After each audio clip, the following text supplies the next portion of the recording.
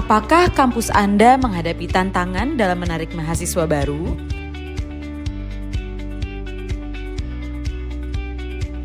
Persaingan ketat antara kampus, perubahan demografi, serta minat pada pendidikan non-formal membuat situasi semakin sulit untuk menarik calon mahasiswa. Strategi pemasaran tradisional tidak lagi cukup untuk menarik minat calon mahasiswa. Namun, ada solusi untuk ini. Perkenalkan, Kampus Marketing, new program dari Markclass Institute. Dengan template marketing khusus, pelatihan strategi digital, dan fokus pada peningkatan cara branding, Kampus Marketing membantu kampus Anda menciptakan pendekatan pemasaran yang efektif. Dari strategi pemasaran offline hingga digital, Anda akan mendapatkan insight terbaik untuk menarik perhatian calon mahasiswa dan membangun branding yang kuat. Bergabunglah bersama kami dan catat tanggal berikut. Maksimalkan potensi kampus Anda. Jadikan kampus Anda pilihan utama bagi mahasiswa baru. Daftar sekarang di Kampus Marketing dan temukan strategi untuk unggul di dunia pendidikan. Scan QR Code untuk bergabung.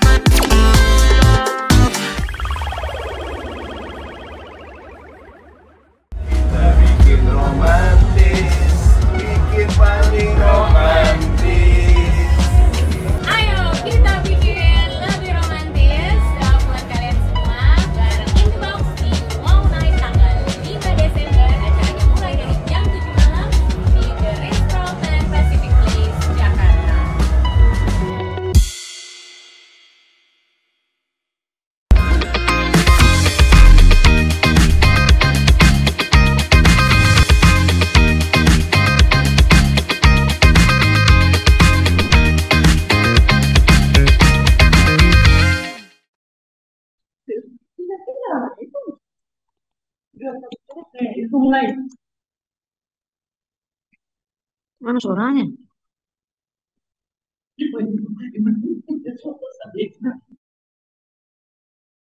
Maaf Kak, gak ada suaranya. Suaranya enggak. Ada suaranya. Iya. Halo. Oke, apakah saya sudah terdengar, Bapak Ibu sekalian? Sudah Kak. Oke, sudah Kak. Oke, Ya, baik. sudah Bu. Selamat pagi semuanya dan selamat hari Sabtu kepada Sobat MI. Kembali lagi bersama Pagi. saya Yegi dalam kegiatan Pagi. Markclass Goes to Campus episode ke-138. Pada hari ini, saya akan menemani Sobat MI selama 90 menit ke depan untuk mengetahui kira-kira apa saja insight yang bisa kita dapatkan dari para narasumber yang telah hadir pada pagi hari ini.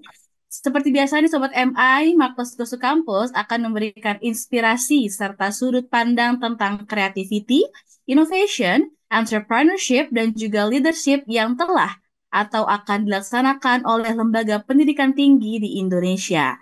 Terlebih dahulu nih saya akan menyapa beberapa narasumber kita yang akan memberikan materi pada pagi hari ini. Yang pertama saya izin menyapa Mas Hanif Biasmara, selaku Senior Business Analyst dari Marketplace Institute. Selamat pagi Mas Hanif, bagaimana kabarnya Mas? Halo, selamat pagi Mbak Yegi. Baik-baik.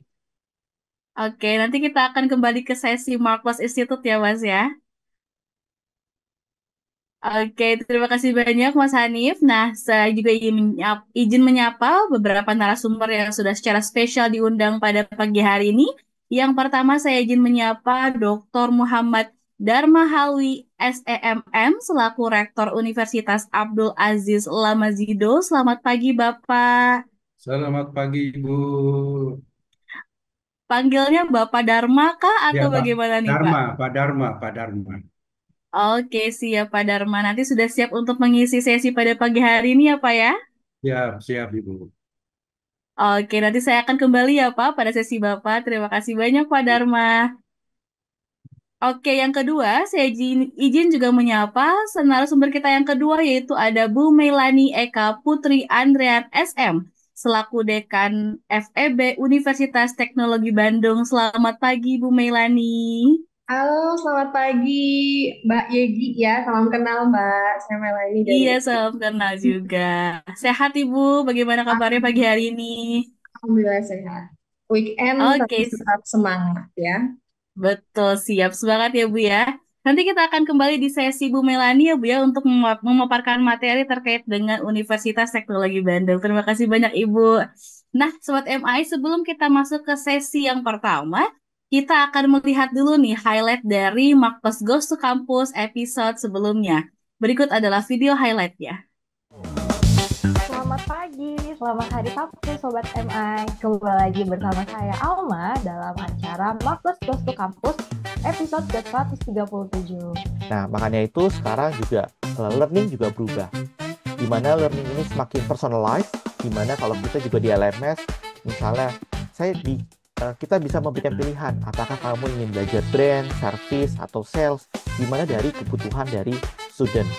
Nah, mungkin ke depannya kita juga bisa menambahkan ketika mereka sudah bisa mengerjakan satu hal, mereka bisa loncat ke course kedua atau ke course ketiga. Perubahan naik turun yang cepat, lalu ketidakpastian, kompleksitas dalam kenyataan, lalu juga ambiguous, jadi volatility, uncertainty, complex ambiguity dalam dunia manajemen marketing itu juga menjadi referensi saya untuk bagaimana mengembangkan kurikulum.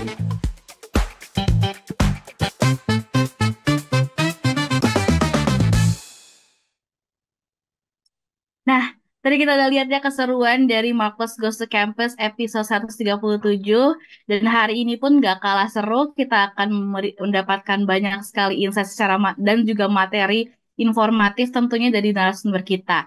Nah, kita akan langsung saja masuk ke sesi pertama nih teman-teman sekalian, akan diisi oleh Mas Hanif Biasmara yang akan memaparkan materi mengenai upskilling dan juga reskilling, serta apa sih pentingnya upskilling dan reskilling ini untuk para mahasiswa, dosen, dan juga para civitas kampus lainnya. Setelah yang satu ini.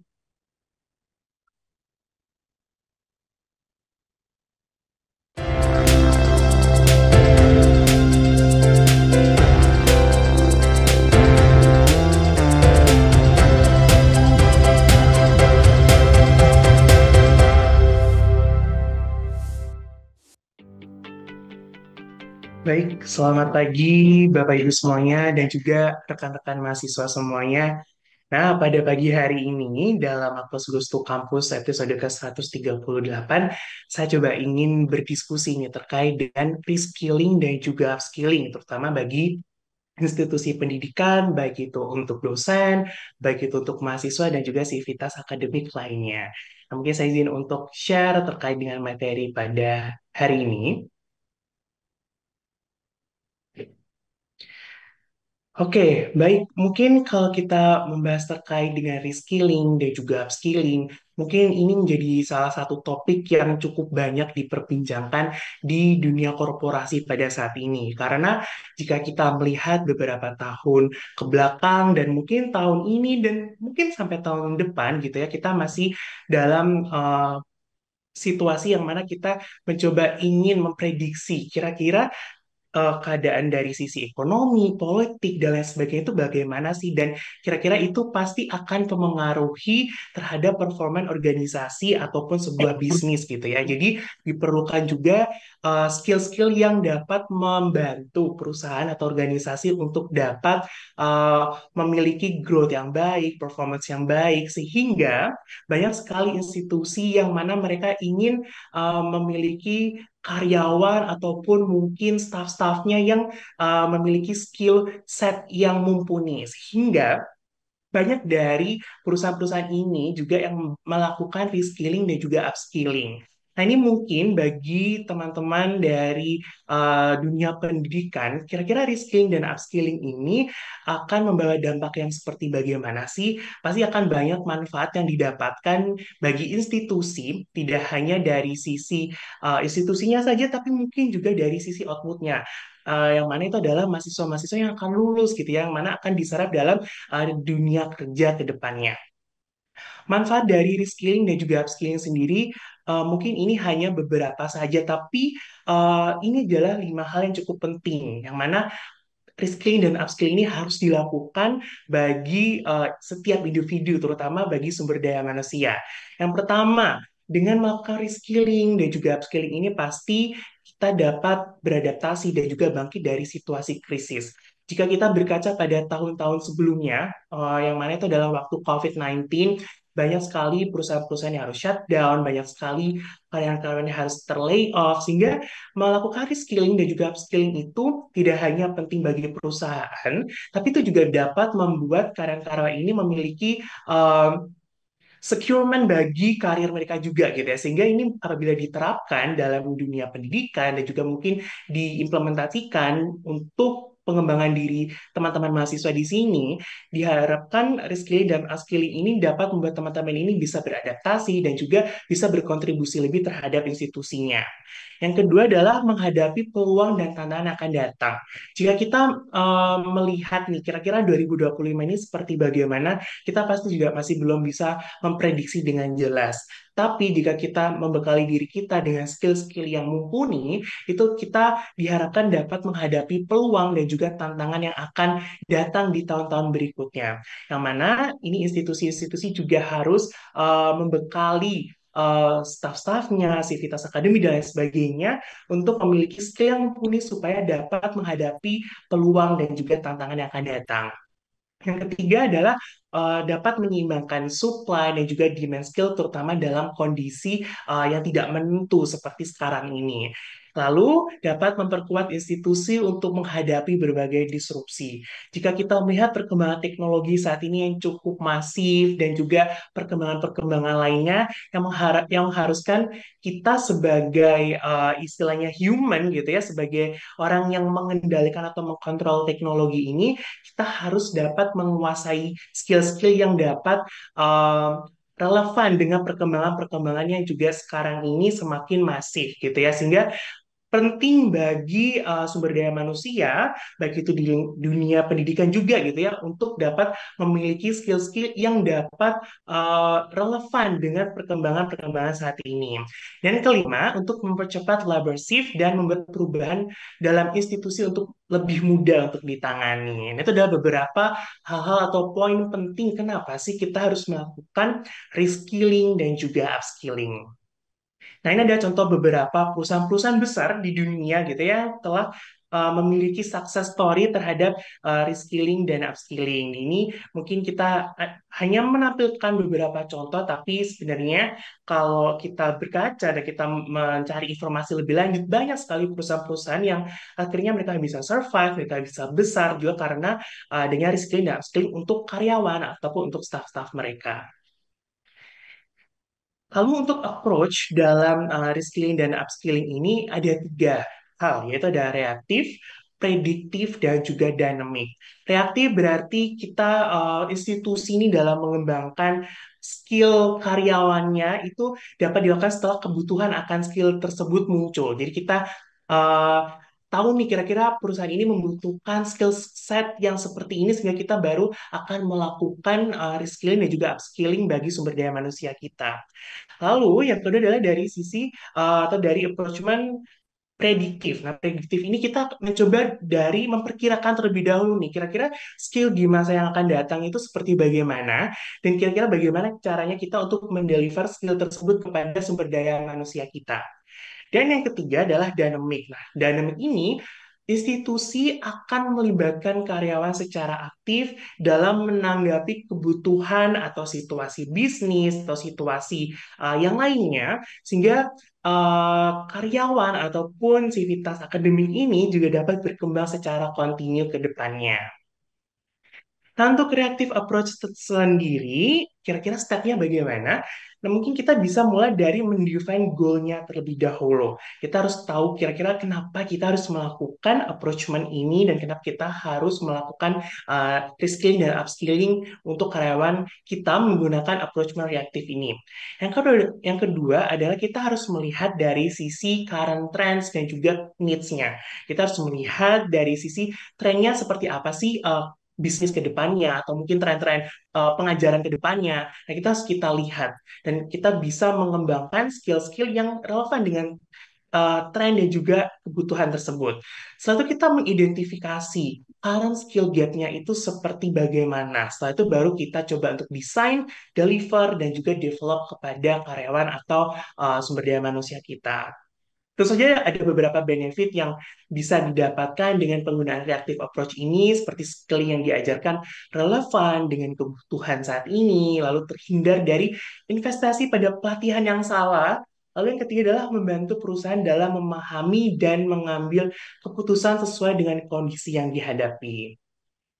Lalu ini ada contohnya dari Ducati, dan untuk predictive approach, ini predictive approach berarti kita harus memperkirakan nih kira-kira skill mendatang yang diperlukan bagi institusi itu bagaimana. Nah, untuk bisa mengetahuinya, pasti yang pertama hampir sama dengan approach yang sebelumnya, kita harus mendefine terlebih dahulu goal-nya itu seperti bagaimana.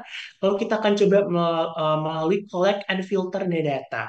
Kita akan coba mencari, mengumpulkan data-datanya, kira-kira informasi apa saja yang dapat kita dapatkan, itu kita olah, baru kita lihat pattern-nya seperti bagaimana. Setelah kita mengetahui pattern-nya, kita coba untuk membuat prediksinya gitu ya. Mungkin kalau di penelitian Bapak Ibu itu pasti dikenal sebagai hipotesis gitu ya. Jadi baru kita coba untuk membuat desainnya seperti bagaimana, terus cara pendeliveriannya dan juga mendevelopnya seperti bagaimana. Nah, ini untuk yang predictive approach.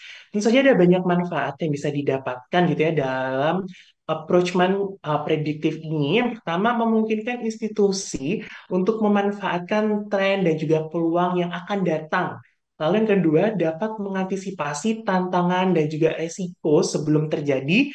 Dan yang ketiga, bisa dikatakan selangkah lebih maju dibandingkan dengan mungkin institusi lainnya dalam mengembangkan skill yang relevan. Ini contohnya kita ada dari Tesla yang menggunakan predictive approach dalam mengembangkan karyawannya melalui upskilling dan juga reskilling. Lalu yang ketiga adalah dynamic approach. Di mana dalam dynamic approach ini kita melibatkan karyawan secara aktif untuk dapat bergerak cepat dalam menanggapi kebutuhan dalam suatu organisasi. Stepnya dimulai dari identify changing skill needs, lalu jumpstart skill development, dan juga kita foster transparency in organization. Pasti benefitnya ada beberapa hal yang bisa didapatkan dari organisasi yang menggunakan dynamic approach ini. Yang pertama, dapat mengimplementasikan skill baru dengan cepat, lalu skill yang dikembangkan relevan dengan kebutuhan saat ini, dan dapat membentuk continuous learning culture untuk melibatkan karyawan secara aktif. Nah, kira-kira dari ketiga approach tersebut mana sih yang paling efektif? Kalau berdasarkan survei dari Harvard Business Review, untuk approach yang paling aktif adalah dynamic approach, di mana dari dynamic approach ini, karyawan atau sumber daya manusia ini menerapkan 75% skill baru yang mereka dapatkan dari metode dynamic approach ini. Karena kita melibatkan karyawan atau menterlibatkan karyawan dalam penggunaan dynamic approach ini. Kira-kira bagaimana sih Bapak Ibu dapat membuat learning canvas gitu ya, mungkin untuk diimplementasikan dalam institusi Bapak Ibu, mungkin bisa menggunakan tools yang biasanya kita gunakan juga di Mapes gitu ya. Kita akan mengidentifikasi dari target skillnya seperti apa, existing skill yang kita miliki, lalu skill gapnya apa sih yang saat ini sedang kita hadapi gitu ya. Baru kita akan coba mengidentifikasi skill accelerator-nya, additional skill-nya, dan juga additional training needs-nya. Nah, ini mungkin adalah kanvas yang mungkin bisa Bapak Ibu gunakan gitu ya untuk mengimplementasikan reskilling dan juga upskilling untuk membantu institusi Bapak Ibu supaya memiliki karyawan, dosen, bahkan sama mahasiswa dan sivitas akademik untuk memiliki skill yang relevan dan bisa membantu organisasi untuk bisa lebih maju lagi seperti itu. Nah, ini mungkin sedikit gambaran terkait dengan reskilling dan juga upskilling pada pagi hari ini Bapak Ibu. Nanti dua speaker kita lainnya akan berbagi insight menarik juga nih bagaimana penerapan-penerapan dalam pengembangan institusi dalam institusi speaker kita masing-masing pada pagi hari ini. Baik, terima kasih. Aku coba kembalikan ke Mbak Yegi. Silakan, Mbak. Oke, terima kasih banyak Mas Hanif untuk pemaparan materinya. Tadi kita udah melihat ya Bapak Ibu sekalian bahwa memang upskilling dari skilling ini perspektifnya tidak hanya untuk perusahaan profesional pada umumnya, tetapi juga lembaga pendidikan, kampus dan lain sebagainya juga bisa menerapkan dari upskilling dari skilling yang tadi juga sempat disinggung bahwa ternyata dynamic approach itu yang ternyata banyak direkomendasikan, bahkan dari Harvard Business Review juga direkomendasikan untuk digunakan dalam organisasi begitu. Jadi mungkin bisa diterapkan ya di Bapak Ibu sekalian, di kampus Bapak Ibu sekalian, atau mungkin nanti kita bisa sedikit bahas di saat Q&A. Terima kasih banyak Mas Hanif. Nanti kita akan kembali saat sesi Q&A ya Mas ya. Oke, Bapak Ibu sekalian, sebelum kita masuk ke sesi selanjutnya, saya izin menginformasikan bahwa saat ini Markpas Institute tengah bekerja sama dengan INUAD untuk menyelenggarakan ELI Global Virtual Cast Method and Experiential Learning Program. Program ini menghadirkan akademisi senior dari universitas terbaik dunia seperti Harvard Business School, Babson College, Stanford University, dan juga Kellogg School of Management. Untuk detail flyer dan juga informasi lebih lanjut akan kami share melalui kolom chat, jadi jika Bapak Ibu sekalian tertarik untuk mengikuti program ini bisa dikepoin juga di Instagram kami @markplasinstitute atau bisa menghubungi kontak person yang sudah kami cantumkan di kolom chat. Nah, selanjutnya kita akan masuk ke sesi yang kedua, yaitu pemaparan materi dari universitas yang pertama, yang akan dibawakan oleh Bapak Dr. Muhammad Dharma Halwi, selaku Rektor Universitas Abdul Aziz Lamazido. Pada sesi kali ini, beliau akan memaparkan materi mengenai creativity, innovation, entrepreneurship, dan juga leadership di lingkungan kampus. Selain itu juga Bapak Dharma akan mengulas lebih dalam terkait dengan strategi apa saja sih yang telah dan akan dilakukan untuk mewujudkan visi dari Universitas Abdul Aziz Lamazido. Sebelum itu saya izin mengundang Bapak Dharma untuk masuk bersama saya. Apakah sudah siap Pak untuk memaparkan materi pada pagi hari ini? Ya, siap, Bu. Ya, Oke, kalau begitu. Mungkin bisa dibantu untuk di full screen Bapak materinya? Sudah masuk? Sudah Pak, ya mungkin bisa di full screen.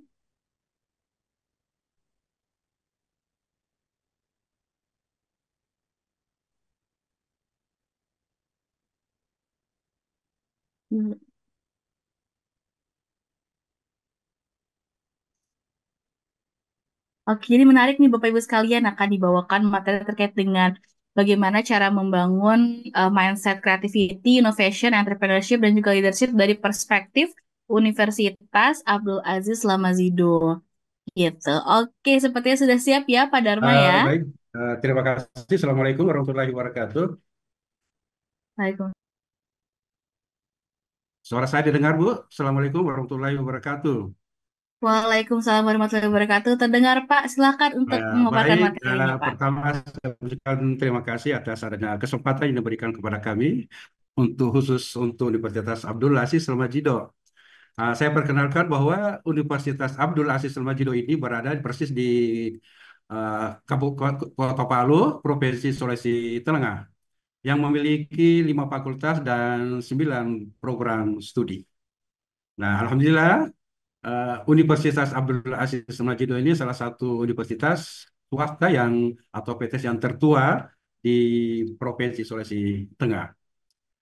Baik, Bapak dan Ibu sekalian yang saya hormati, alhamdulillah saat ini saya akan sedikit mengambil tentang bagaimana sikap kreatif, inovatif, dan uh, entrepreneur bagi mahasiswa dan alumni. Karena waktu diberikan hanya 15 menit, mungkin hal ini saya akan paparkan secara global saja, dan insya Allah kita sama-sama sebentar bisa kembangkan. Baik. Pertama, di sini kita perlu pahami bahwa sebagian besar lulusan perguruan tinggi akan diserap oleh dunia bisnis dan industri. Itu pasti itu, ya. Kemudian kalau kita melihat bahwa rata-rata bekal yang diperoleh di perguruan tinggi di Indonesia itu hampir sama atau setara, baik perguruan tinggi negeri maupun perguruan tinggi swasta. Kemudian di dunia kerja selalu akan terjadi persaingan ketat antara SDM untuk bisa mencapai karir yang tinggi. Lalu berikut, hanya mereka yang memiliki bekal lebih atau plus saja yang akan memenangkan persaingan bebas. Nah, inilah manfaat daripada Mark Peluk ini tadi, bahwa di mana ada suatu kelebihan yang dimiliki baik sebagai alumni maupun sebagai mahasiswa yang telah akan bersaing dalam dunia kerja. Kemudian yang berikut, bekal plus apa yang sebaiknya dimiliki oleh mahasiswa dan alumni. Bekal yang dianggap paling baik saat ini adalah kemampuan inovatif, kreatif, dan entrepreneur. Kemudian yang berikut, dengan kemampuan ini, mahasiswa dan alumni akan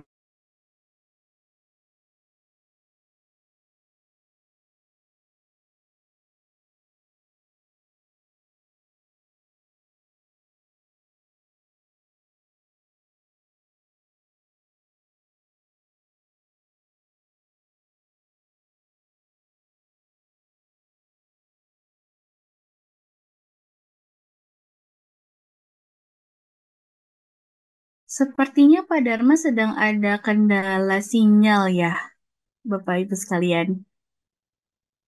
Oke, mungkin kita masuk dulu saja ke pembicara kedua ya. Nanti kita akan sambung lagi dengan Bapak Dharma jika koneksinya sudah kembali. Mungkin saya izin memanggil untuk pembicara yang kedua ada Bu Melani Andren. Apakah sudah hadir Ibu?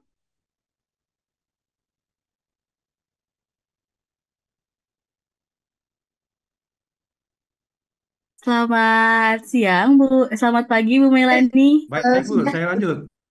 Lanjut. Sudah ada Bu. Oke, siap Pak Dharma. Apakah sudah aman Pak Dharma untuk sinyalnya Pak?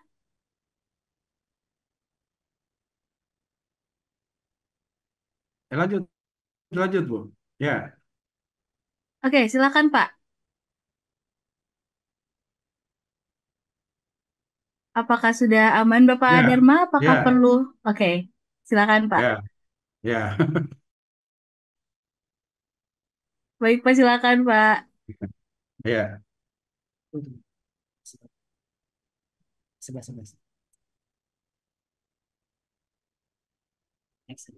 Ya.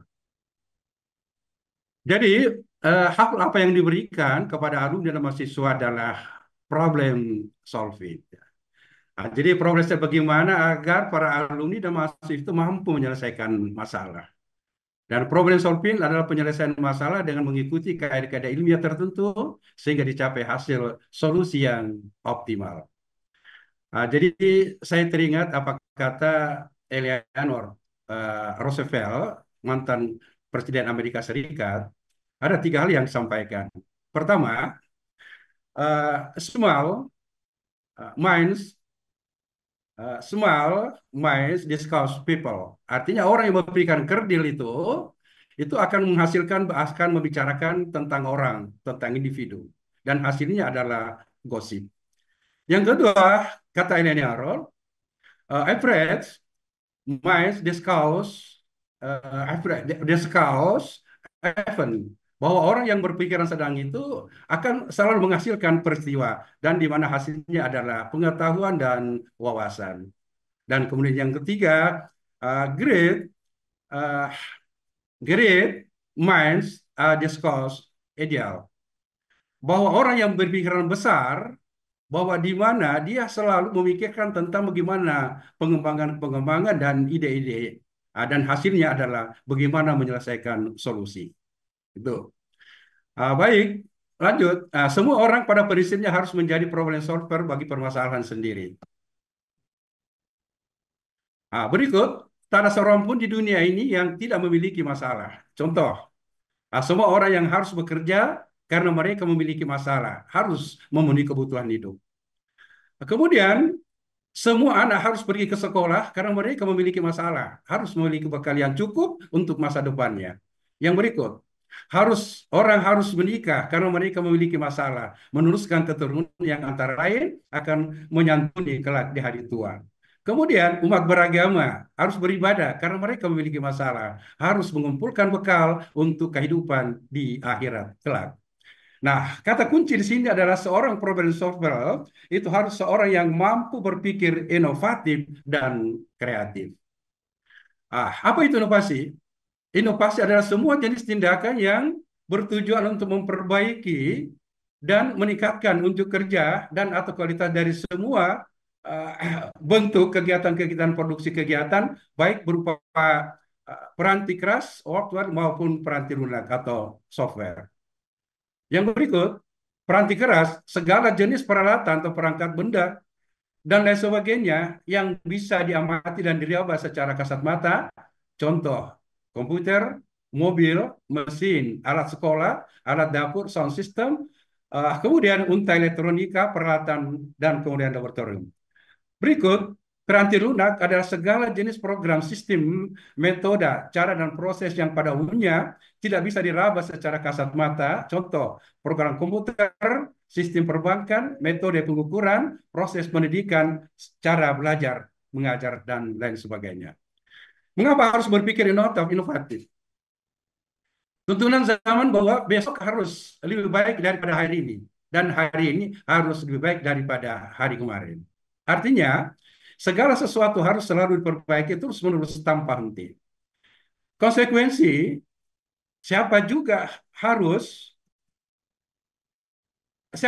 harus bersedia berpartisipasi dalam memperbaiki kualitas kehidupan di segala bidang. Jadi, siapapun juga harus mau dan mampu bersikap inovatif. Bagaimana kalau tidak mau atau tidak mampu? Akan terjadi seleksi alam. Siapa yang lemah, dia akan kalah. Jadi bagi yang kalah, mereka akan terpinggirkan, tersingkirkan dari arena perjuangan hidup karena selalu bersikap apatis, masa bodoh, semua gue, malas, babel, dan ceroboh. Bagi yang menang, mereka akan selalu memegang peran penting di arena perjuangan hidup karena akan selalu bersikap kritis, dinamis, rajin belajar tentang apapun juga, teliti dan sukses. Kemudian kita lihat di sini ada fakta penting di sini. Jadi biasanya orang diawali dengan biasa-biasa saja. Kalau grafik ini mengarah ke kiri negatif, maka akan kurang sukses. Dan kemudian berikut gagal, dan seterusnya menjadi ekstrim yang gagal. Tapi kalau grafik ini bergeser ke kanan, dia akan menjadi sukses, kemudian sangat sukses, dan ekstrim sukses. Berikut, lalu apa yang kita harus lakukan? Jadi untuk menjadi si sukses, bekal plus tadi mutlak harus memiliki. Pertama, langkah-langkahnya adalah memahami cara berpikir inovatif, kreatif. Kemudian, yang kedua, bagaimana memahami metode untuk membangkitkan daya inovasi kreatif. Kemudian yang berikut, memahami sikap negatif yang bisa menghalangi daya inovatif atau kreatif, dan kemudian memahami sikap positif yang bisa mendorong daya inovatif dan kreatif.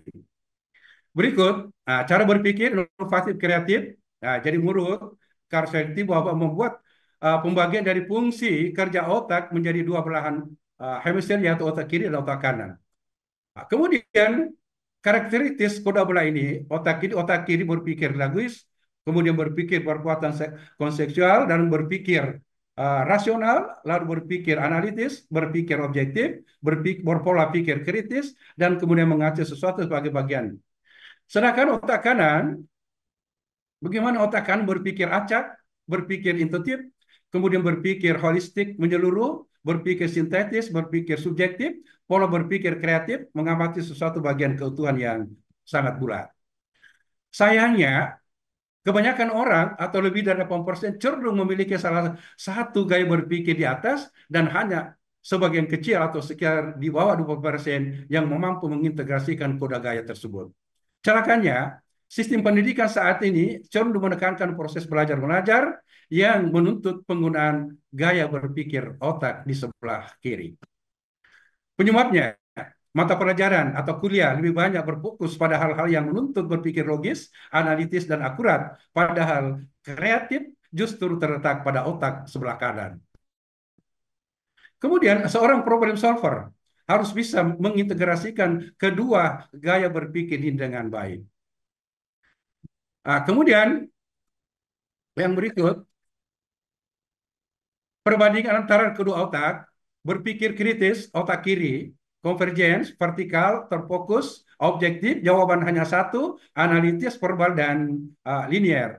Sedangkan otak sebelah kanan, divergence, lateral atau horizontal, kemudian diffuse, subjektif, salah satu jawaban generatif, visual, dan asosiatif, atau integratif. Berikut apa itu kreatif? Ada banyak definisi. Kreatif adalah menginvestasikan kecakapan dan ikhtiar individu ke dalam gagasan yang baru dan berkualitas tinggi. Kemudian yang berikut, menurut Howard Gardner bahwa kreativitas adalah kecakapan individu dalam mencahaykan masalah, menghasilkan produk, dan mengajukan serangkaian pertanyaan baru dan untuk berbeda dengan yang pernah diajukan oleh orang lain.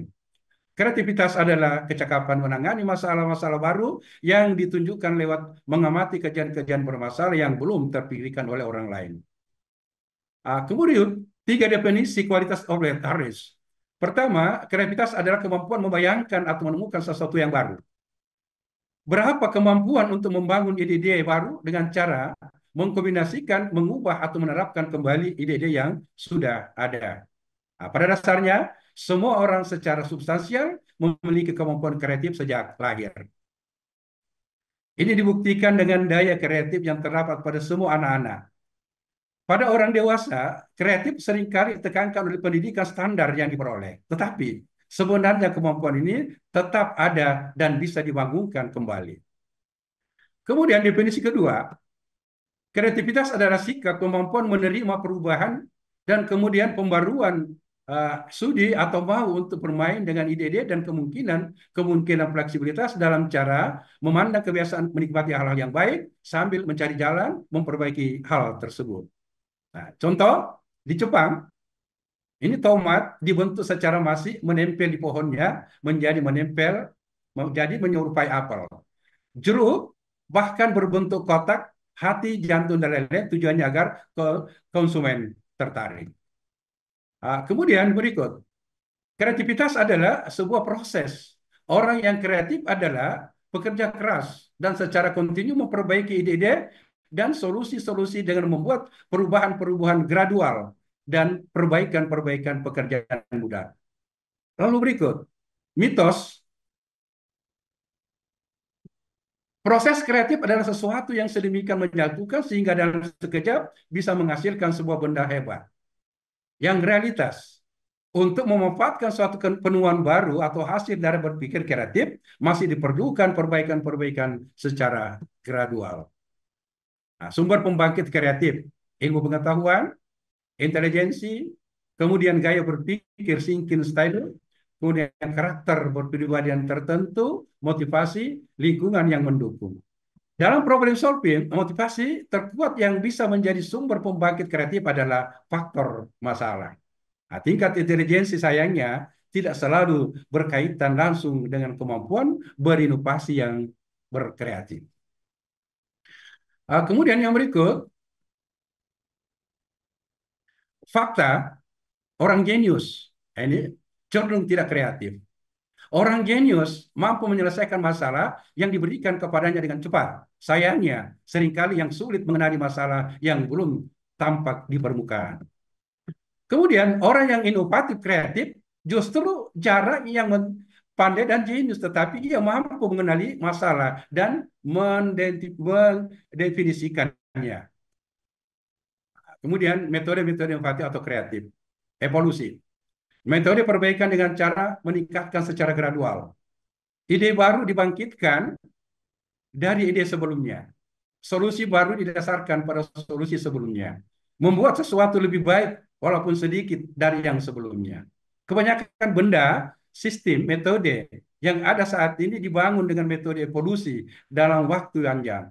Hasil evolusi bisa saja sangat berbeda dari asal-usulnya. Contoh, mobil, pesawat terbang, kereta api, komputer, dan sebagainya.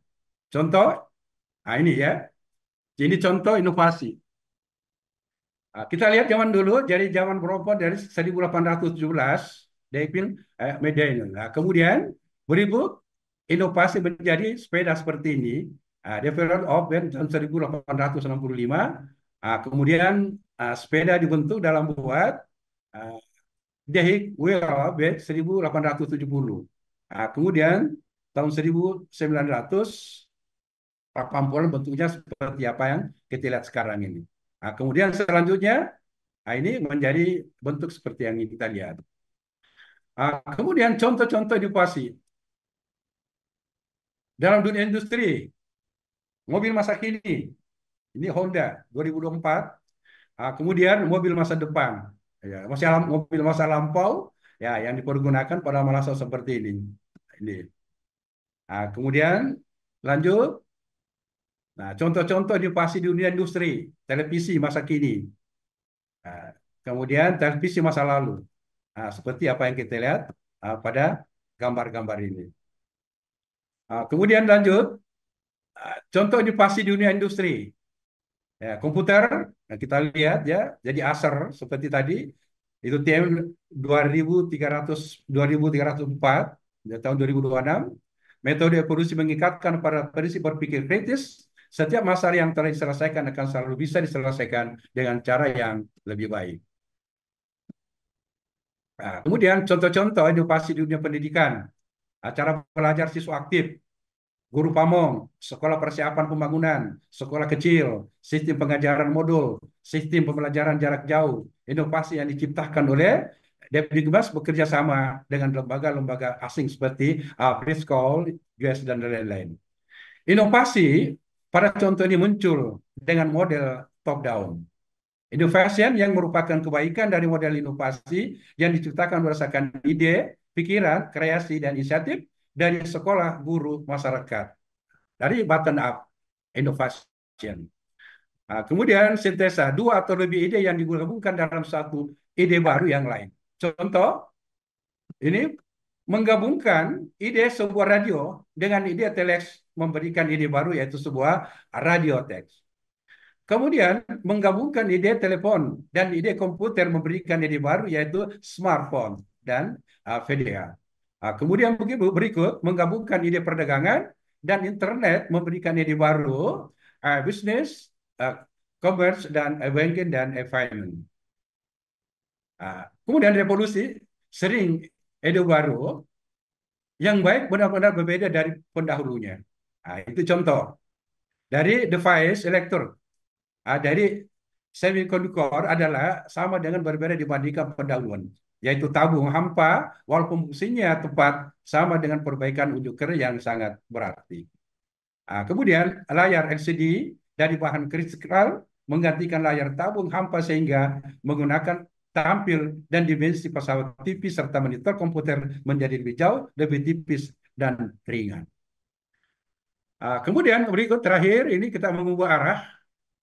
Jadi banyak terobosan kreatif terjadi saat peralihan dari satu sudut pandang ke satu pandang lainnya, sering disebut dengan keinsafan kreatif. Jika sebuah solusi gagal untuk bekerja alih, kemudian kemungkinan solusi lainnya. Disinilah prinsip penyelesaian masalah, problem solving secara nyata bisa terjadi karena tujuan daripada materi ini adalah untuk menyelesaikan masalah dan bukan untuk mengimplementasikan penyelesaian terdahulu. Contoh, seorang staf peneliti 3M membuat formula lem yang gagal karena walaupun bio menempelkan kertas tetapi sangat mudah dilepas kembali. Ternyata lem itu justru cocok untuk digunakan sebagai non-permen atau alias pasti. Jadi ini barangkali yang sempat saya sampaikan. Nah, mudah-mudahan kalau ada tanya jawab nanti bisa kita lanjutkan. Nah, demikian karena mungkin sudah cukup 15 menit Bu ya. Pas 15 Iya, menit. Iya. Nah, iya. karena Oke. bahwa diberikan hanya 15 menit, jadi intinya di sini adalah walaupun bagaimana seorang leadership dan kemudian seorang entrepreneur, tapi kalau tidak paham tentang bagaimana inovatif dan kreatif, tentunya mereka akan mengalami satu kegagalan. Jadi kuncinya adalah problem solving. Terima kasih. Sekian untuk dari saya. Assalamualaikum warahmatullahi wabarakatuh. Waalaikumsalam warahmatullahi wabarakatuh. Terima kasih banyak Pak Dharma untuk pemaparan materinya. Nanti kita akan kembali ya Pak untuk sesi Q&A yang saya yakin ada beberapa pertanyaan juga nih dari para audiens terkait dengan materi yang tadi sudah disampaikan oleh Pak Dharma. Terima kasih banyak sekali lagi Pak Dharma.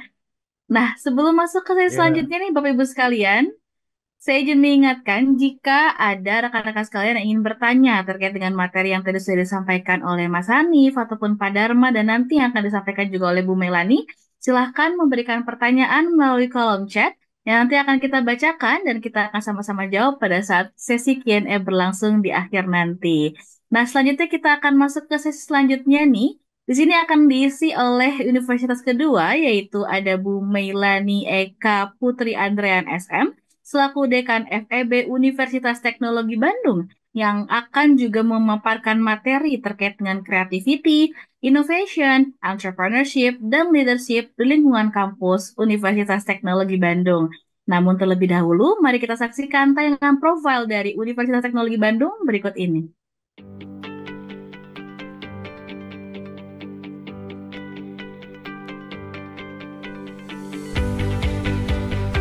Dulu, perjalanan ini dimulai dari sebuah visi sederhana.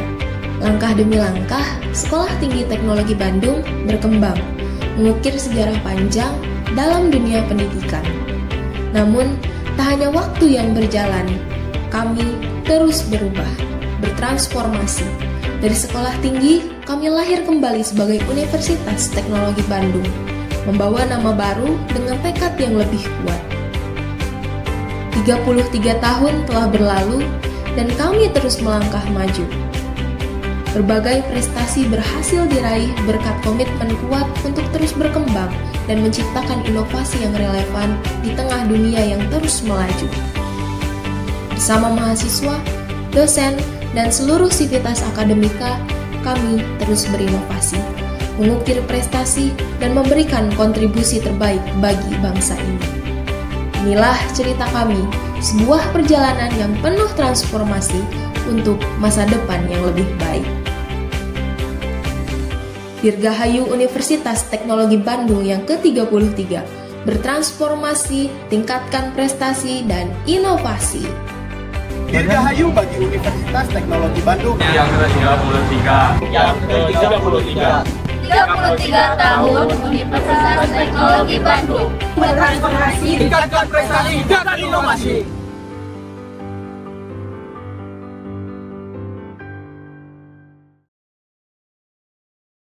Baik, selamat pagi Bu Melani. Halo, selamat pagi Mbak Yegi. Oke, kita kembali lagi nih dengan Bu Melani ya. Nanti Bu Melani juga akan memaparkan materi terkait dengan creativity, entrepreneurship, innovation, serta leadership untuk lingkungan kampus UTB berarti ya, kalau singkatannya ya Bu ya. Betul, UTB, Universitas Teknologi Bandung. Hampir mirip sebetulnya ya dengan perguruan tinggi satunya. Iya. Oke, kalau begitu untuk mempersingkat waktu, saya persilakan Bu Melani untuk bisa mungkin share screen terlebih dahulu. Kalau sudah siap, silakan untuk memaparkan materinya. Baik, saya izin share screen terlebih dahulu mungkin ya Bu ya. Iya, silakan Bu.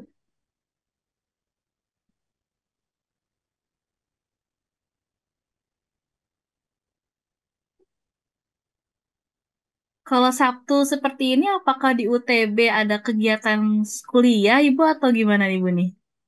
Kalau hari Sabtu itu kebetulan kita ada kelas ini Bu, karyawan. Oh, oke. Ada kelas karyawan Baik, Ibu. biasanya di kelas di hari Jumat dan hari Sabtu, dan kebetulan saat ini kita sedang ada UTS gitu, jadi tidak sedang perkuliahan seperti biasanya. Oke, siap Bu. Mungkin bisa dibantu di full screen terlebih dahulu ya Bu ya untuk materinya.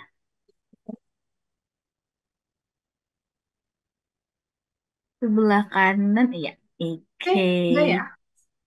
Ya, silakan Ibu. Waktu dan tempat saya Oke, persilakan. baik. Terima kasih banyak, Mbak Yegi.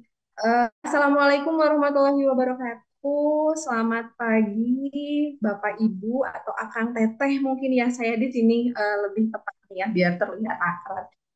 Sebelum kita masuk ke pemaparan yang mungkin nanti akan saya sampaikan, pertama-tama mungkin izin memperkenalkan diri terlebih dahulu. Saya dengan Melani selaku Dekan Fakultas Ekonomi dan Bisnis Universitas Teknologi Bandung. Saat ini saya mewakili Pak Rektor ya, Mbak Yegi yang awalnya terjadwalkan, namun mohon izin Pak Rektor sedang ada kegiatan.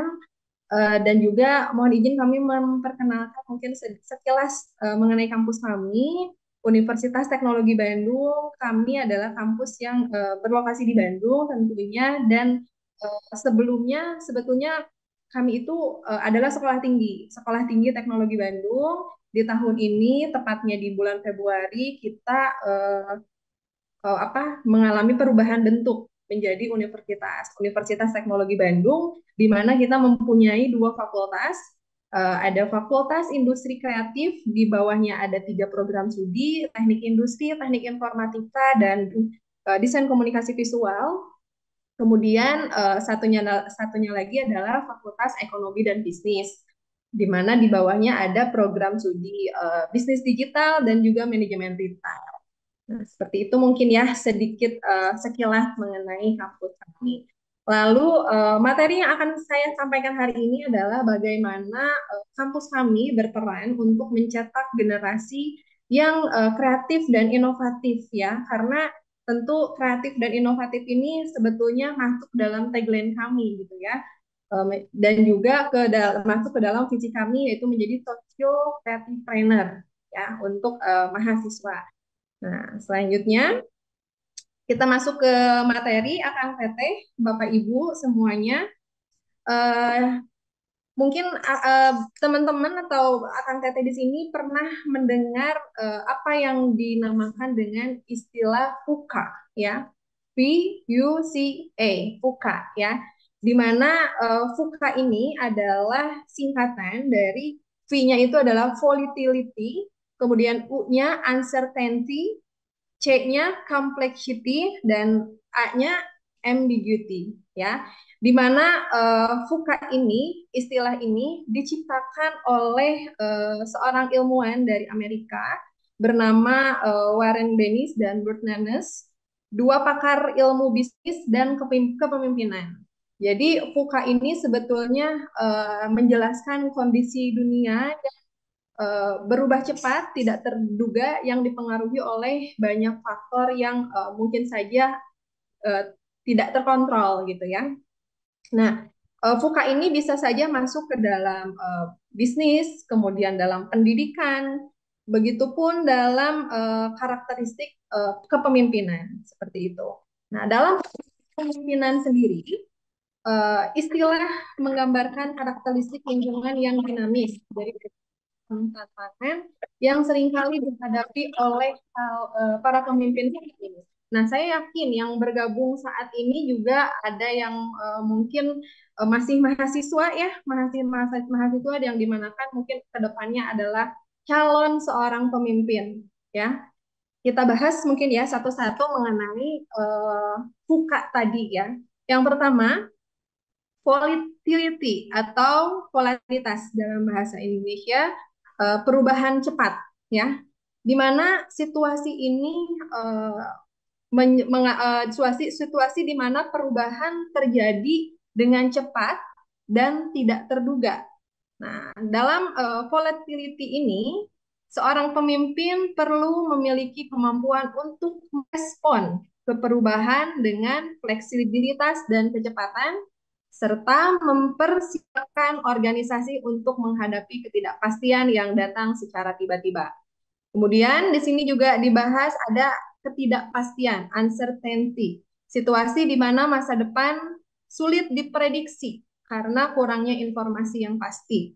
Contohnya mungkin kejadian saat COVID-19 kemarin ya, itu seluruh pimpinan di dunia mungkin baik yang memimpin suatu instansi perusahaan itu mempersiapkan maksudnya tidak mempersiapkan terkait yang datangnya COVID ini karena bukan sesuatu yang pasti gitu ya datangnya suatu fenomena COVID kemarin. Kemudian kompleksitas dunia yang penuh dengan banyak faktor dan variabel yang saling terkait gitu. Sehingga menimbulkan tantangan yang rumit, pemimpin perlu memecahkan masalah dengan cara yang kreatif, berkolaborasi dengan berbagai pihak, serta mengelola sistem yang kompleks dengan bijak. Kemudian, ambiguity, situasi di mana hubungan antara sebab dan akibat tidak berpikir kritis, mempertimbangkan berbagai perspektif, serta bersikap proaktif dalam membuat keputusan meskipun resiko tidak sepenuhnya dipahami. Nah, jadi dalam istilah FOKA ini adalah menerangkan sebetulnya walaupun pencetusnya ini dari tahun 1987 ya sudah lama, tapi dalam artian FOKA ini justru juga terjadi pada kondisi saat ini gitu ya. Nah, selanjutnya seperti kita ketahui saat ini kita ada beberapa rate untuk jenjang usia ya. Namun di sini saya akan membahas dua saja. Yang pertama ada Gen Z, yang kedua milenial, yang dimana Gen Z dan milenial ini adalah usia-usia yang bisa dikatakan paling banyak ya di beberapa instansi yang memang masih produktif juga gitu ya. Nah, saat ini diketahui di Indonesia itu Gen Z-nya adalah jumlah 71,5 juta ya di Indonesia.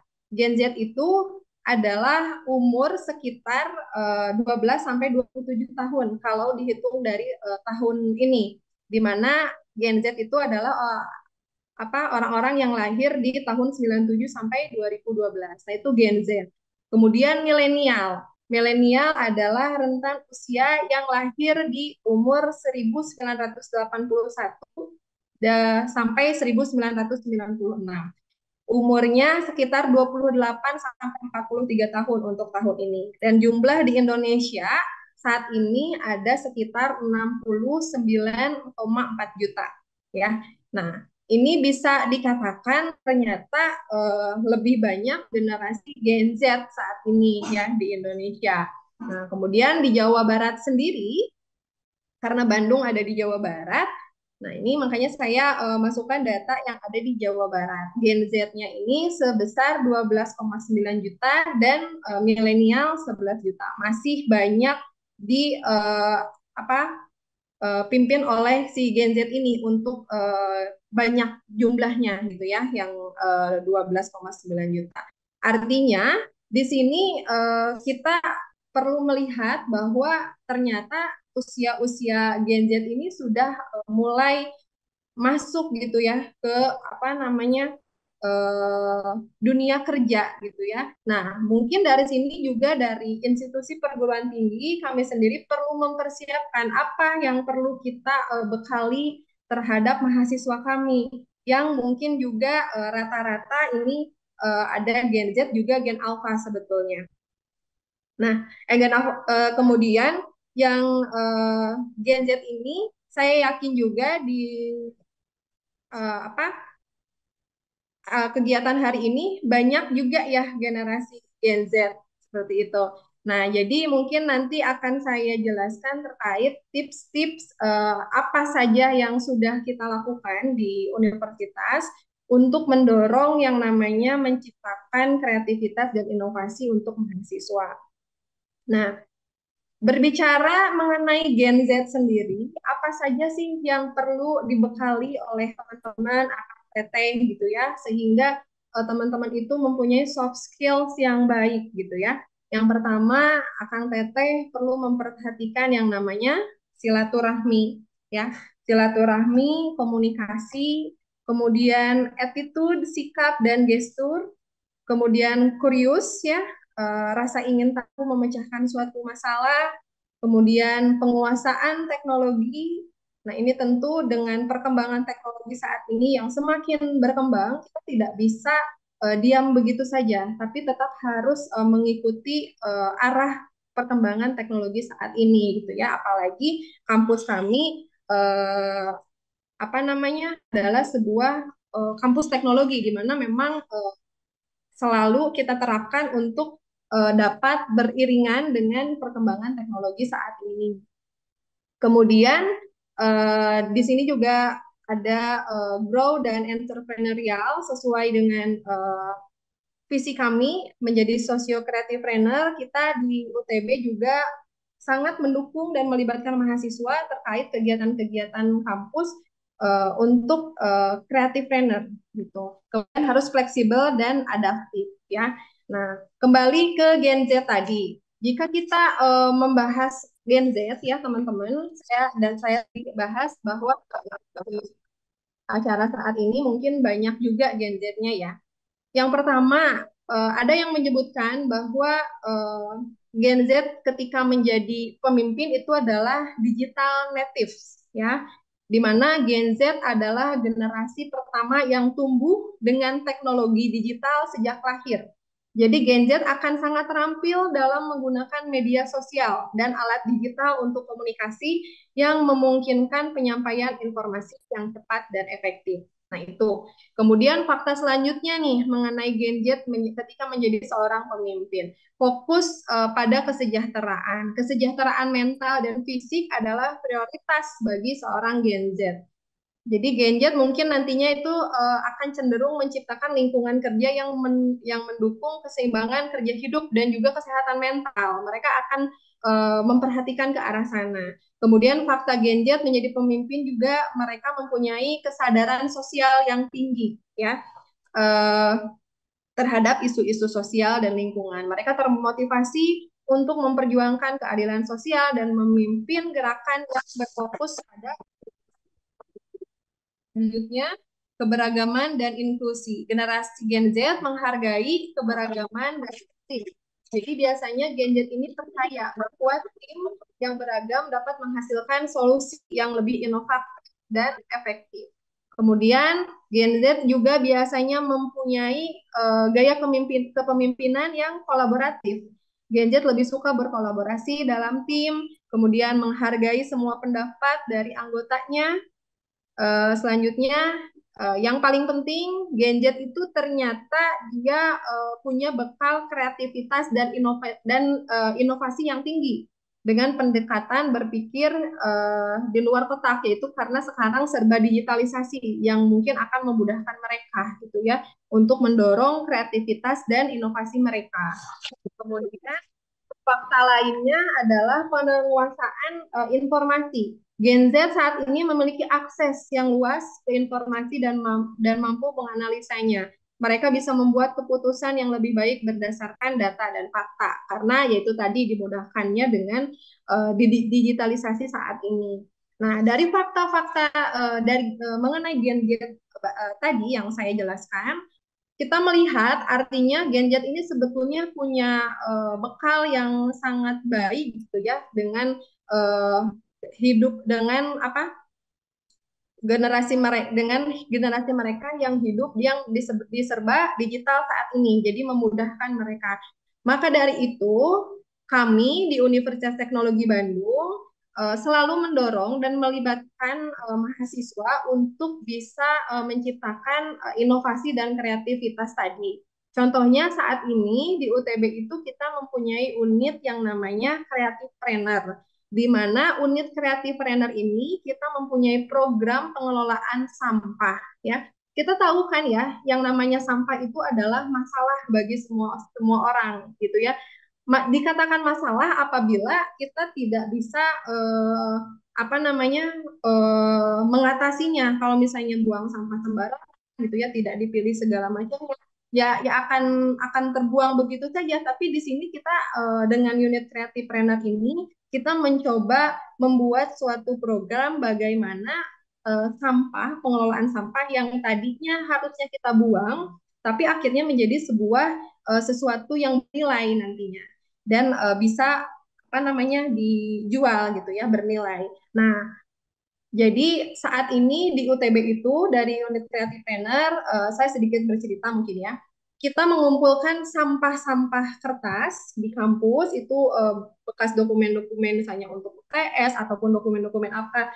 Nah, kertas itu kan kalau misalnya kita buang begitu saja kan harus dihancurkan ya dan melalui berbagai proses lainnya dengan karena kita takut banyak dokumen penting gitu ya. Nah, kita berpikir daripada si kertas ini dibuang begitu saja, akhirnya melalui unit Creative Planner ini kita berhasil membuat olahan kertas gitu. Jadi si kertasnya ini bisa dipakai lagi gitu ya.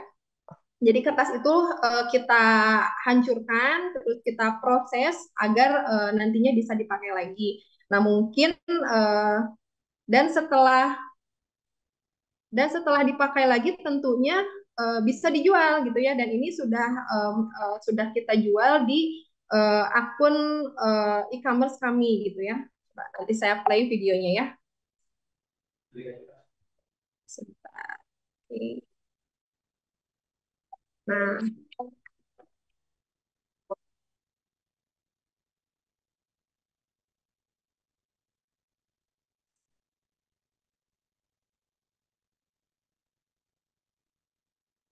Melani suaranya belum terdengar. Apakah ada suaranya Bu videonya?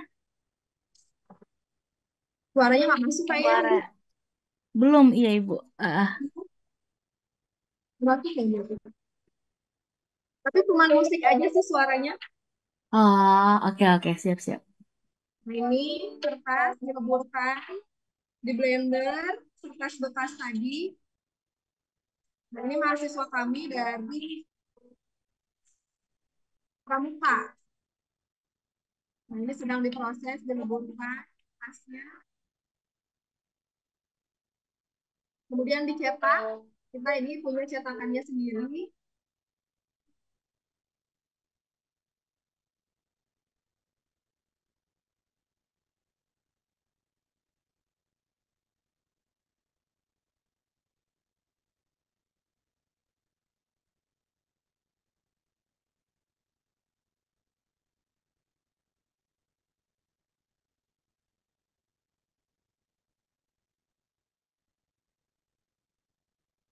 Ukuran biasanya ada ukuran A3. Nah, ini hasil daur ulang kertasnya. Kita sudah jual untuk hasil kertas daur ulang.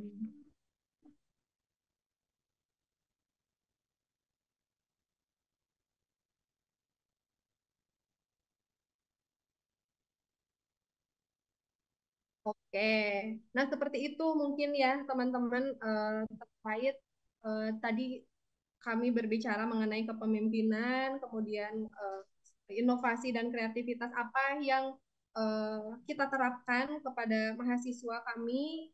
Nah, itu tadi kita membuat yang namanya unit Creative Planner. Jadi melalui unit Creative Planner ini memang di dalam unit ini ada beberapa orang yang menjadi PIC-nya, yang menjadi tanggung jawab, yang punya tanggung jawab atas unit ini. Tapi kita nggak mau berjalan sendiri gitu, tentunya dalam menciptakan suatu produk yang nantinya akan dijual, karena kita ingin menciptakan daya kreativitas dan inovasi kepada mahasiswa tadi, kita biasanya melibatkan mahasiswa dari UKM. Contohnya yang tadi di video itu dari UKM Pramuka. Dan juga kita melibatkan dosen biasanya. Untuk apa? Biasanya didirikan kegiatan pengabdian masyarakat agar kegiatan ini tuh bisa ditiru juga oleh masyarakat sekitar. Bagaimana kita bisa memanfaatkan sampah yang seharusnya mungkin kita mikirnya bisa dibuang, tapi ternyata dari kertas bekas ini bisa kita manfaatkan. Seperti itu mungkin pemaparan dari saya mengenai inovasi dan kreativitas dan bagaimana cara kami menerapkan kepada mahasiswa. Oke, terima kasih banyak teman-teman semua. Mbak Yegi, terima kasih banyak. Wassalamualaikum warahmatullahi wabarakatuh. Waalaikumsalam warahmatullahi wabarakatuh. Terima kasih banyak Bu Melani atas pemaparan materinya yang tadi sangat inspiratif ya. Tadi saya sudah catat beberapa hal yang saya yakin juga teman-teman di sini yang hadir sudah tidak sabar untuk menanyakan beberapa pertanyaan terkait dengan pemaparan materi yang disampaikan oleh Bu Meilani. Nah, selanjutnya nih rekan-rekan sekalian, kita akan memasuki sesi terakhir yaitu sesi Q&A ya. Saya izin mengundang kembali para narasumber kita yang sudah hadir tadi, ada Mas Hanif, Pak Dharma, serta Bu Meilani. Jadi di sini sudah masuk beberapa pertanyaan juga dari rekan-rekan yang sudah hadir pada pagi hari ini. Nah, mungkin saya izin bertanya terlebih dahulu nih kepada Bapak Dharma. Di sini sudah ada pertanyaan yang masuk nih Pak, Bapak Dharma. Jadi pertanyaannya adalah, bagaimana sih Pak sebagai salah satu kampus tertua di daerahnya tetap bisa untuk mengikuti perkembangan zaman? Tadi juga beberapa mungkin sempat disinggung oleh Bu Melani, adanya beberapa perubahan generasi mahasiswa dan juga beberapa tren ya terkait dengan beberapa hal di industri pendidikan sendiri. Bagaimana cara Universitas Abdul Aziz Lamazido untuk bisa keep up ya dengan beberapa perubahan yang terjadi di lingkungan pendidikan. Silahkan mungkin Pak Dharma untuk bisa dibantu dijawab.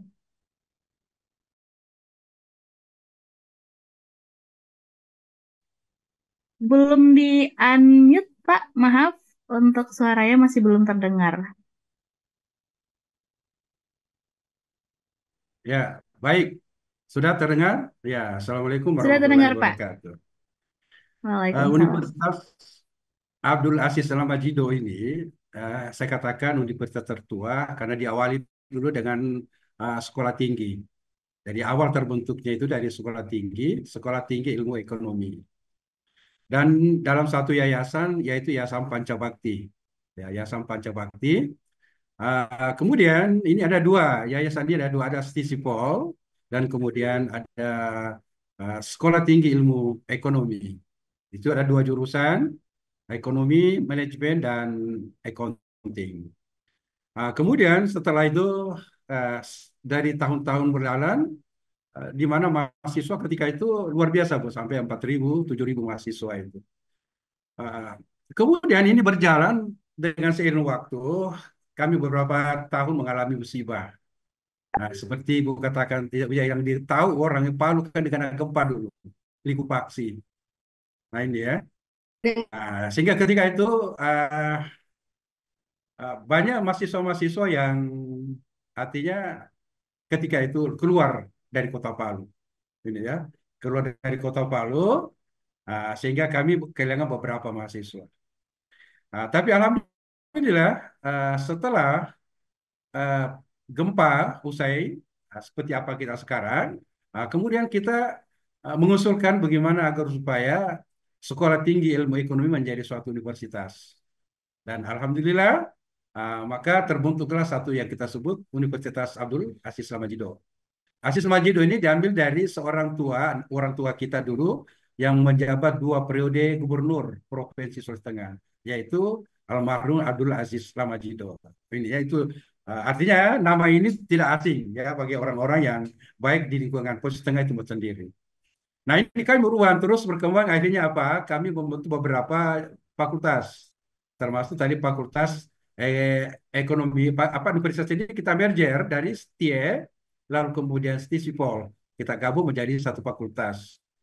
Kemudian kita bentuk fakultas baru, fakultas pertanian, kemudian peternakan, kemudian fakultas MIPA terapan, dan kemudian yang berikut fakultas hukum dan bisnis, lalu kemudian masuk fakultas yang terakhir ini ada fakultas pertambangan. Kemudian dengan salah satu juga pasca sarjana, alhamdulillah itu telah melahirkan beberapa alumni-alumni.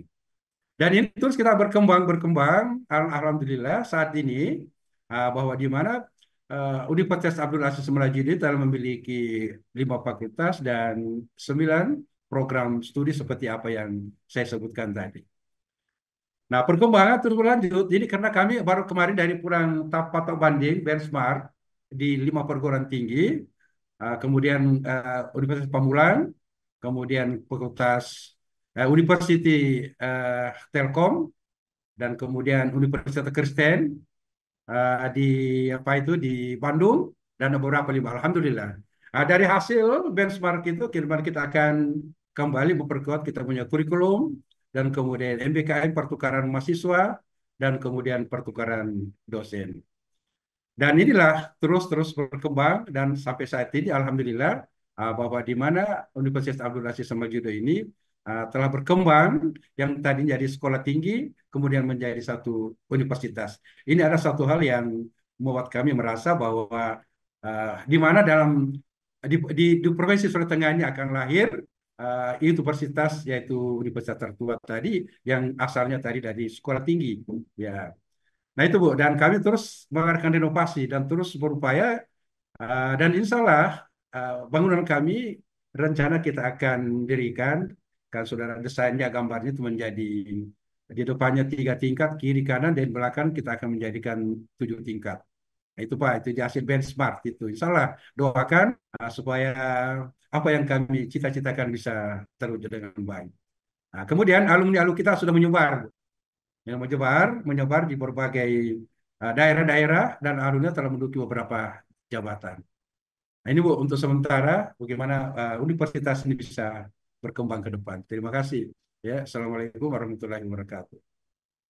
Waalaikumsalam warahmatullahi wabarakatuh. Terima kasih banyak Pak Dharma untuk jawabannya. Jadi tadi teman-teman sekalian sudah terjawab ya bahwa Universitas Abdul Aziz Samajudo selalu mengikuti apa saja yang kira-kira memang bisa mereka terus inovasikan dari kampus mereka, dari sisi kurikulumnya, dari sisi program studi, bahkan mereka melakukan benchmarking ke beberapa universitas di luar di daerah Jawa ya Pak ya, terutama di Bandung dan juga di Jakarta untuk bisa terus mengembangkan apakah bisa benchmark terkait dengan gedungnya atau mungkin beberapa hal terkait dengan cara pengajaran. Mungkin seperti ya itu ya Pak Dharma ya. Dan bukan hanya itu Bu, kita ada juga MOU. Ya. MOU kan kemarin kita ada MOA. Ada MOU yang kita bangun dan hal itu dalam kerjasama untuk pertukaran dan termasuk pekerjaan-pekerjaan yang sifatnya penelitian, pengabdian pada masyarakat. Termasuk tracer study. Iya. Iya. Terima kasih. Oke, kalau begitu terima kasih banyak Pak Dharma untuk jawabannya. Saya yakin sangat menjawab pertanyaan dari yang tadi disampaikan oleh salah satu penanya kita. Dan mungkin juga bisa menjadi suatu hal inspiratif juga nih Pak untuk beberapa ibu dosen dan juga bapak dosen yang hadir pada pagi hari ini terkait dengan bagaimana sih untuk bisa sebuah kampus mengikuti perkembangan zaman dan terus bisa relate ya dengan calon mahasiswa yang baru ataupun mungkin beberapa hal yang terjadi di tren-tren yang terus terkini. Baiklah, kalau begitu mungkin saya izin bertanya untuk bergeser ke narasumber selanjutnya. Ini saya bertanya untuk Mas Hanif nih ya mungkin. Jadi di sini ada pertanyaan nih Mas. Jadi apakah VUCA terkait dengan krisis manajemen? Apakah VUCA juga sama bobotnya dengan landscape bisnis dari Markplus atau yang kita kenal sebagai 4C? Mungkin dari Mas Hanif nih selaku perwakilan dari Markplus Institute bisa membantu untuk menjawab pertanyaannya Mas. Silahkan. Oke, baik. Mungkin ini jika kita kaitkan dengan situasi bisnis ya, VUCA ini bisa dikatakan apabila organisasi atau perusahaan ini tidak bisa catch up dengan VUCA situation, jadi situasi-situasi VUCA ini, pasti mereka ini akan mengalami kegagalan gitu ya. Jadi contohnya mungkin udah banyak lah contohnya seperti Nokia yang mana mereka tidak bisa beradaptasi dengan keadaan baru. Nah, apabila kita kaitkan ini dengan konsep Markplus yaitu 4C, ini mungkin volatility ini bisa kita kaitkan dengan change. Nah, ini volatility ini change yang bisa impact bisnis mulai dari sisi teknologi, politics, political regulator, terus dari sisi social cultures, ekonomi, dan juga market juga ini bisa mempengaruhi mungkin dari sisi volatility-nya. Dari sisi uncertainty, ini keadaan yang tidak menentu, pasti kompetitor pun juga akan melakukan the best that they can do gitu ya. Jadi pasti kita akan mencoba untuk memprediksi dan melihat juga nih kira-kira kompetitor kita di keadaan yang uncertain ini bakal ngapain aja sih. Nah ini yang harus kita juga waspadai.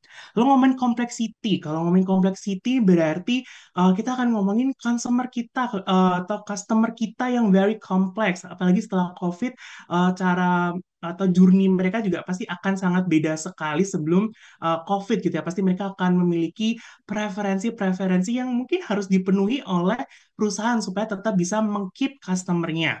Lalu dari sisi ambiguity gitu ya, berarti kita akan ngomongin dari si company kita gitu. Company kita ini kira-kira kita bisa nggak untuk membuat strategi untuk the future for the company gitu. Jadi kita harus bikin strategi yang kiranya direct untuk tahun-tahun berikutnya atau di masa depan itu seperti apa. Sehingga ini mungkin yang jika kita coba untuk refleksikan dari VUCA situation ini terhadap analisis porsi, yang ini biasanya kita kalau menganalisis porsi di Marketplace kita mungkin juga akan berkaca terhadap VUCA situation juga seperti itu sih. Jadi apabila Bapak Ibu saat ini nih mungkin institusi Bapak Ibu sedang memplanning untuk tahun depan nih kira-kira akan seperti apa, mungkin Bapak Ibu juga dapat melihat dari sisi VUCA-nya, lalu kita coba untuk bikin strateginya, mulai dari analisis porsi yang biasanya digunakan di Marketplace gitu. Mungkin seperti itu sih Mbak Egy. Oke, terima kasih Mas Hanif untuk jawabannya. Jadi sebenarnya betul tadi yang disampaikan oleh Mas Hanif juga, kalau di Makwas sendiri, Bapak Ibu sekalian, kami terbiasa untuk membagi analisa internal dan juga eksternal, di mana untuk eksternalnya itu dilihat dari sisi change. Tadi ada beberapa hal seperti political legal dan lain sebagainya, lalu juga dari customer dan juga kompetitor. Dan internalnya sendiri adalah melihat apakah company kita itu bisa menerima perubahan-perubahan tersebut dan apa sih action yang bisa kita lakukan. Mungkin seperti itu. Nah, terima kasih jawabannya Mas Hanif. Dan kita bergeser nih ke narasumber terakhir. Ada pertanyaan yang mungkin sebenarnya berkaitan dengan apa yang disampaikan oleh Bu Melani saat presentasi tadi. Jadi ini ada pertanyaan dari Bu Francisca. Beliau bertanya, bagaimana sistem pendidikan dapat memfasilitasi pengembangan kreativitas dan inovasi pada siswa? Mungkin berkaca tadi dari presentasinya Bu Melani, untuk bisa mengembangkan kreativitas dan inovasi itu juga tadi ada creative planner dan khusus untuk membuat kertas dan lain sebagainya gitu ya. Dan kira-kira mungkin dari perspektif kampus sendiri itu bagaimana sih sebenarnya untuk secara keseluruhan kampus bisa memfasilitasi pengembangan creativity dan innovation dari mahasiswa itu sendiri? Silahkan mungkin Bu Melani untuk bisa dibantu dijawab. Ya, baik, terima kasih banyak atas pertanyaannya. Baik, mungkin terkait bagaimana kita melibatkan mahasiswa mungkin ya, itu melibatkan mahasiswa untuk dapat berperan aktif. Saya yakin setiap kampus itu akan mempunyai beberapa unit kegiatan mahasiswa. Itu akan bermacam-macam. Tapi di UTB sendiri, di samping kita mempunyai beberapa UKM, misalnya ada UKM mahasiswa pencinta alam, kemudian ada UKM angklung atau futsal, dan masih banyak lainnya UKM. Tapi kita juga baru-baru ini, yaitu tadi kita membentuk UKM kewirausahaan, itu khusus UKM kewirausahaan, di mana si UKM kewirausahaan ini akan dari mereka sendiri memberikan ide atau masukan mungkin ke kampus terkait produk-produk kreativitas apa yang mungkin akan mereka hasilkan. Nah, selain dari UKM kewirausahaan tadi, kampus membuat unit sendiri. Ini dari internalnya kampus yang namanya unit Creative Planner. Nah, unit Creative Planner ini itu memfasilitasi dosen dan mahasiswa sebetulnya. Tapi pendekatan untuk menciptakan produknya sendiri, pada saat proses produksinya kita lebih banyak melibatkan mahasiswa. Nah, gitu. Karena ya itu tadi, kita tidak mau, artinya kan bisa dikatakan ketika ada produk yang kita ciptakan itu untuk menciptakan suatu nilai gitu ya, untuk menciptakan suatu value.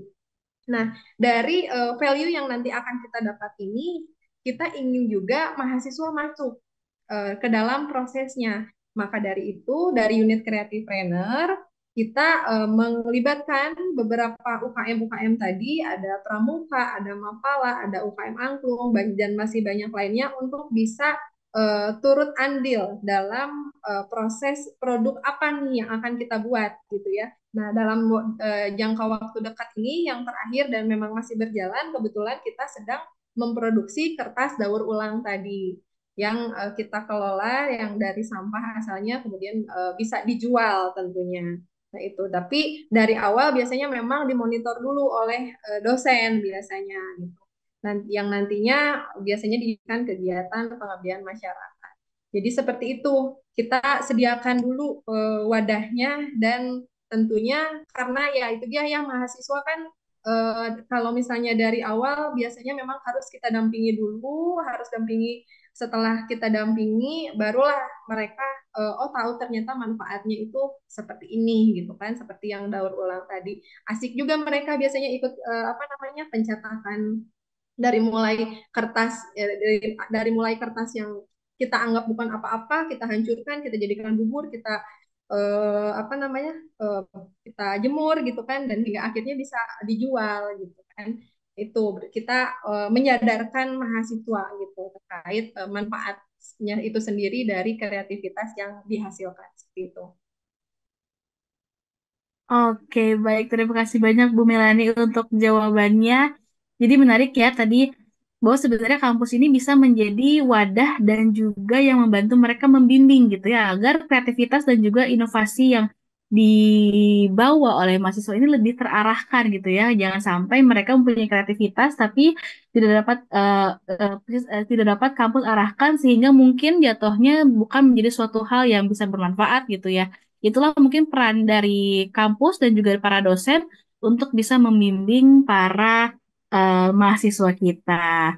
Nah, begitu. Oke, mungkin ini masih banyak pertanyaan, tapi mungkin saya ambil satu saja ya untuk Bapak Dharma nih sepertinya karena ini terkait dengan materi yang disampaikan oleh Pak Dharma ya Pak ya. Ini mungkin pertanyaan terakhir juga. Eh, Bagaimana nih Pak cara mengintegrasikan kedua otak kiri dan kanan kita agar bisa berfungsi dengan baik sehingga mampu menciptakan suatu kreativitas karena seperti kita ketahui bahwa masing-masing orang tentu memiliki kelebihan pada salah satu sisi dominan otak kita, apakah otak kiri atau otak kanan. Itu mungkin Pak. Mungkin pertanyaannya lebih persingkat bagaimana cara mengintegrasikan kedua otak kita kiri dan kanan agar bisa berfungsi dengan baik. Mungkin Ya, silahkan Pak baik. Terima Dharma. kasih Bu Bella. Assalamualaikum warahmatullahi wabarakatuh. Nah, inilah satu anugerah, anugerah yang Allah berikan kepada kita, yaitu dalam bentuk otak. Jadi ada otak kiri yang sifatnya analisis, otak kanan yang intuitif. Ada satu lagi otak, Bu, namanya otak bioplasma. Nah, ini. Jadi kalau saya jelaskan ini satu semester ini.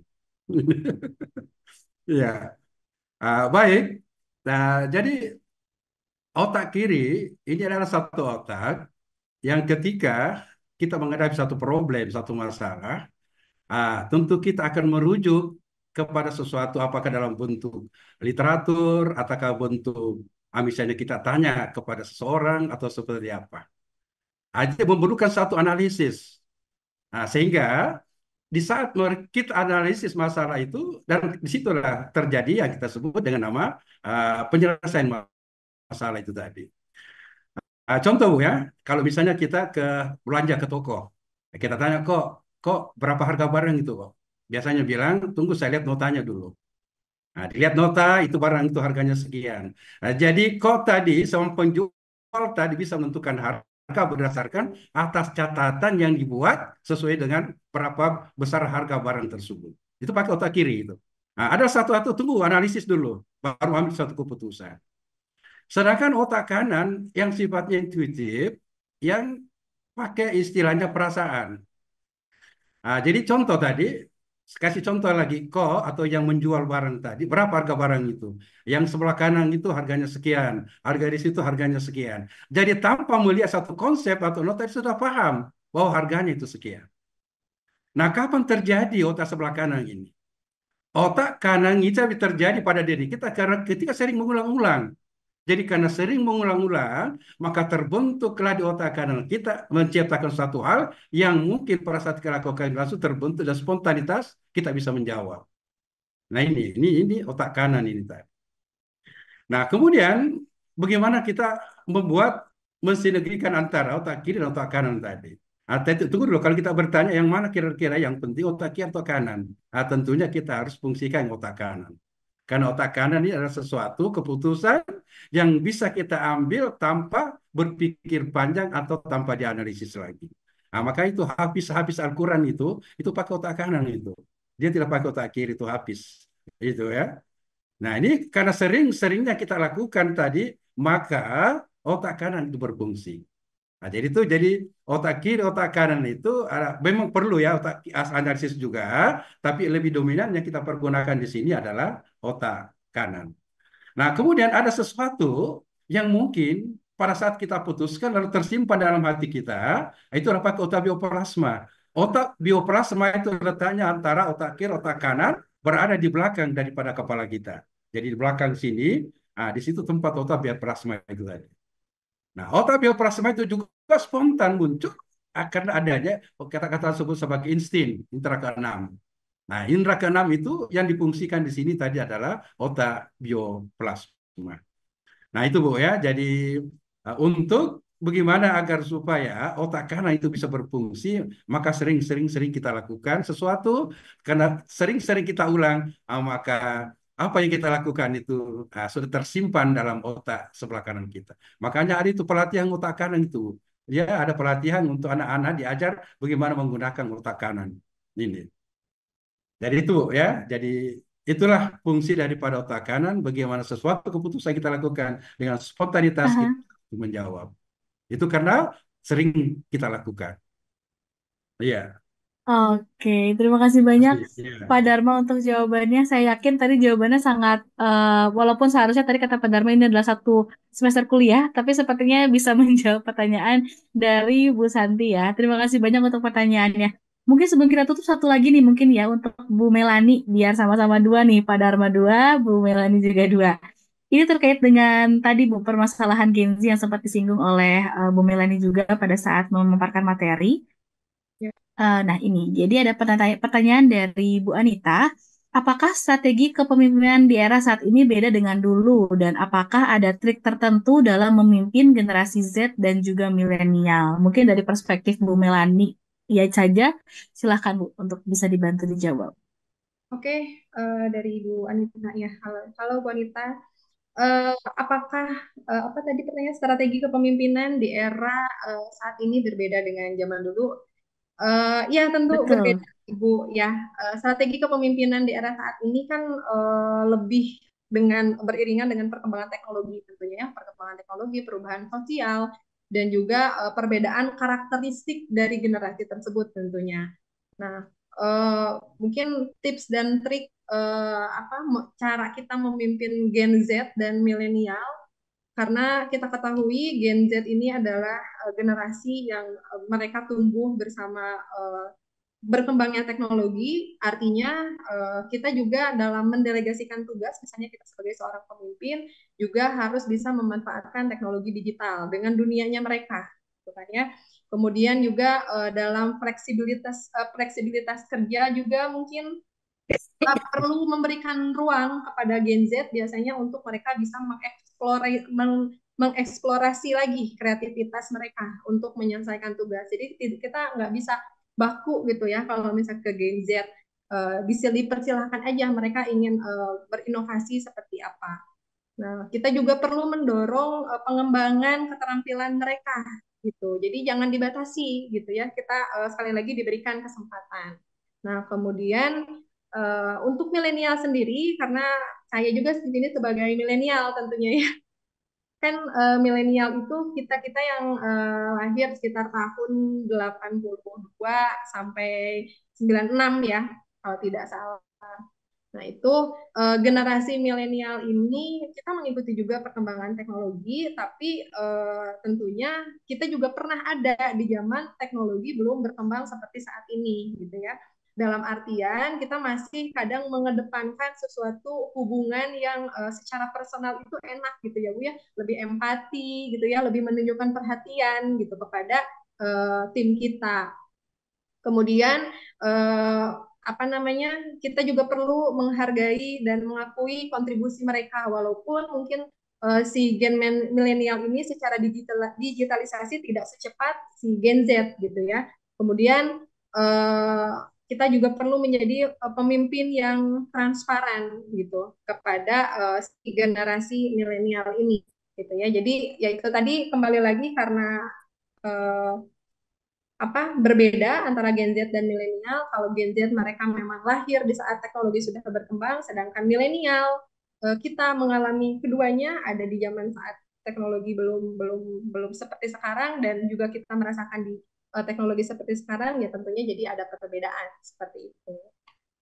Oke, cukup. Oke, terima kasih banyak Bu Melani untuk jawabannya. Saya yakin sepertinya menjawab ya Bu ya ke Bu Anita, dan semoga jawabannya bisa juga menjadi sebuah informasi baru yang dapat diterapkan juga nih untuk para penanya. Baik, terima kasih banyak para narasumber. Tadi sudah beberapa pertanyaan sudah saya coba tanyakan dari beberapa penanya yang telah hadir pada pagi hari ini, dan untuk beberapa hadirin yang tadi pertanyaannya belum sempat ditanyakan, mungkin nanti bisa saja hubungi beberapa narasumber ini secara personal, mungkin melalui Instagram dan lain sebagainya, dan bisa langsung menanyakan terkait dengan pertanyaan yang ingin disampaikan oleh Bapak Ibu sekalian kepada para narasumber kita. Terima kasih banyak sekali lagi Bapak Ibu, Pak Dharma, Bu Melani, dan juga Mas Hanif untuk sesi Q&A-nya. Dan Sobat MI, berakhir sudah sesi Q&A tadi, berarti berakhir sudah di kegiatan Markless Goes to Campus episode kali ini. Terima kasih sebanyak-banyaknya saya ucapkan kepada para narasumber kita. Yang pertama ada Bapak Dr. Muhammad Dharma Halwi, SCMM selaku Rektor Universitas Abdul Aziz Lamazido, dan juga ada Bu Melani Eka Putri Andrean, SM selaku Dekan FEB Universitas Teknologi Bandung, dan yang terakhir ada Mas Hanif Biasmara selaku Senior Business Analyst dari Markless Institute. Nah, teman-teman, para hadirin sekalian yang sudah hadir pada pagi hari ini, silakan follow akun Instagram @markless_institute untuk mendapatkan informasi nih terkait dengan program-program dan juga event dari Markless. Dan dimohon nih bagi para peserta untuk dapat mengisi daftar hadir yang akan kami kirim melalui kolom chat untuk mendapatkan e-sertifikat. Jadi Bapak Ibu sekalian untuk bisa mengisi absensi yang nanti akan diberikan melalui kolom chat untuk bisa mendapatkan sertifikat. Nah, Sobat MI, terima kasih juga sudah mengikuti kegiatan Markless Goes to Campus pada hari ini. Dan jangan lupa terus saksikan Markless Goes to Campus setiap hari Sabtu pukul 10 WIB dan hingga 11.30 WIB. Oke Sobat MI, dengan berakhirnya sesi MBTC kita pada hari ini, saya YGS Nalanita pamit undur diri dan sampai jumpa minggu depan. Happy weekend semuanya.